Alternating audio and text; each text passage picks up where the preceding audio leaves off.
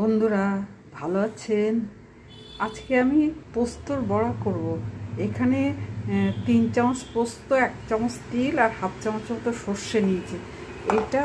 আর এখানে 2টো কাঁচা লঙ্কা, ধনের গুঁড়ো, নুন, হলুদ, এই যে, আর একটু হিং দিলাম।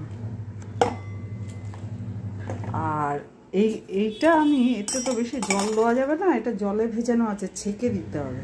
এটা ছেঁকেছি, এবার একটু চিনি দিয়েছি এর সঙ্গে, আর এই একটু গরম মশলা দিলাম, আর সামান্য একটু পেঁয়াজ বাটবো আর একটু কুচি করে দেবো।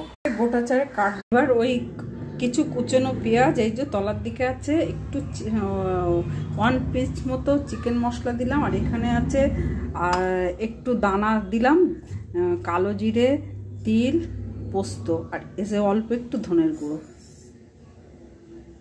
আর একটু বাইন্ডিংয়ের জন্য এই কর্নফ্লাওয়ার দেবো। এই যে